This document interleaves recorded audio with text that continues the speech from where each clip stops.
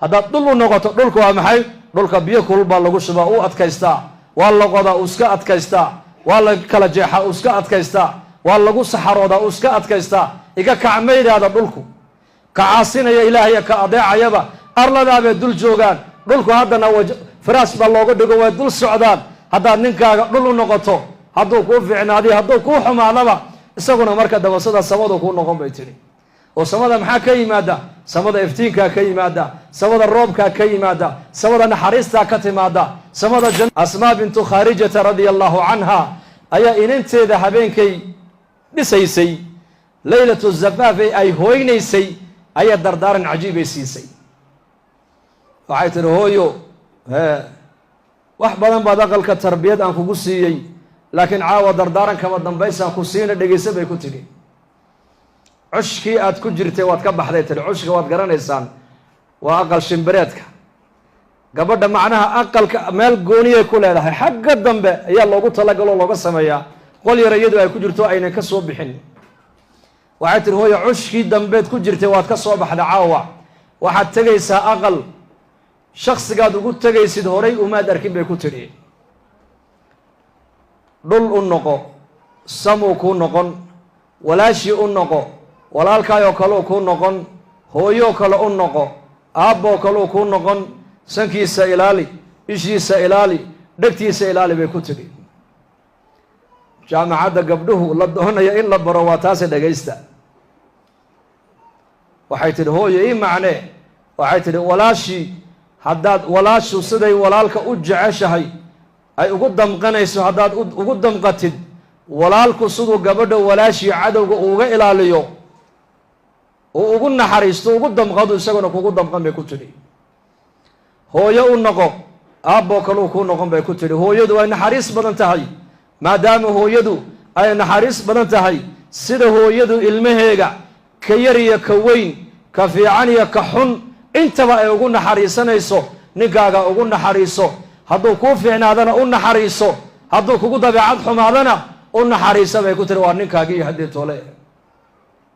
haddaad sida hooyada aada ula macaamalooto hooyadu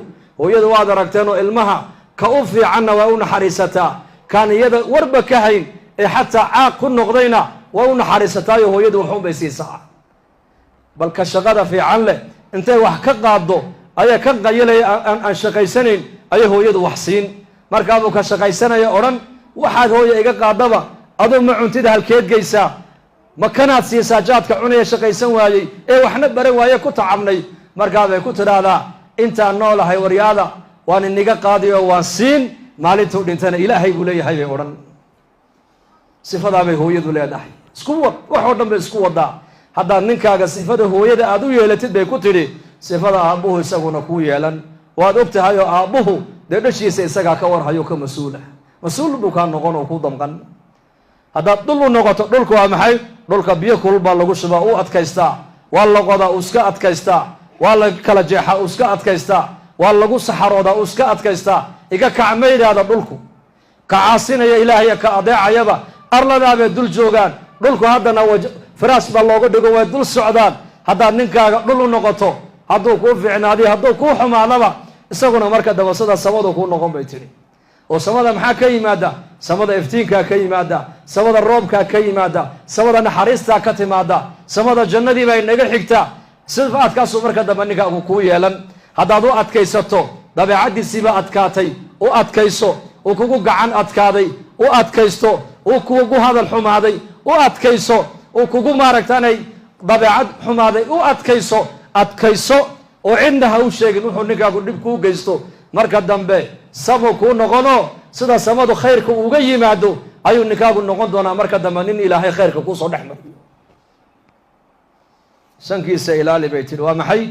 adoo udgoon mooyaane adoo khamkhamaya inuu ku iman bay ku tidhi adoo udgoon ibnu cabbaas radia allahu canhuma ayaa odhan jiray habeenkii cadarka cuudiga la yidhaahba ibnu cabbaas ee qaaliga ayuu marsan jiray markaasaa carfigiisa dariiqa laga uurin jiray waa maxay baa lagu yihi cadarkan qaaligaad marsanayso waxa uu odhan jiray anigaba xaaskaygu way ii marsataa anna iyadaan u marsadaa buu odhan jiray inaad isqurxisaan raggiinuna isku kiin qurxiyaan waa min addiin diinteenna macaan baa ina faraysa sankiisa ilaaliyo adoo udgoon mar walba ha kuu soo galo indhihiisa ilaaliyo adoo qurux badan oo faraxsan ha kuu soo galo dhegtiisa ilaaliyo hadal wanaagsan mooyaane hadal xunba inuu kaa maqlin bay ku tidhi gabadha saalixadda ee muuminadu guriga aabbaheed iyo hooyadeed ayay tarbiyadda iyo dhaqanka wanaagsan ay ka qaadanaysaa meel sare ilaahay ni gaadhsiiyey ninka meel sare waktiga ah inugu dheeraan maalin buu nebigu saxaabada la joogo wuxuu ku yidhi 4 gabdhood ninka ilaahay uu siiyey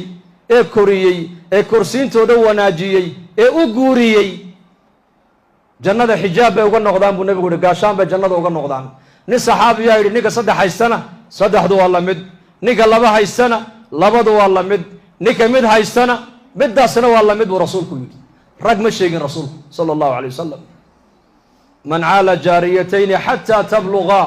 ana wa huwa ka haatayni fi ljanna ninka 2 gabdhood ilaahay uu siiyey ee 2daa hablood koriyey ee korsiintooda wanaajiyey ilaa ay ka qaangaadhaan aniya ninkaa jannada sidaasaan isku nahay buu rasuulku yidhi rag nebigu ma sheegin wiilasha nebigu ma sheegina gabdhuhuu sheegaa muxuu nebigu gabdhaha sidaa ugu ammaanayaa waa warshado waa macallimaad waa murabbiyaad waxa maanta rag adduunka joogoo dhan nin wanaagsan haddaad aragto gabadh wanaagsan baa ka dambaysa marka khayr baa ilaahay nin dhex mariyey khayr badan baad ummadda ugu sugan tihiin hagaaggiina aad islaaxdaan waa islaaxa ummadda weeyaan kharaabka dumarku ay naga kharaabaan ee xumaadaan ilaahay nagama xumeeye ummadda kharaabeysa ka dhigan tahay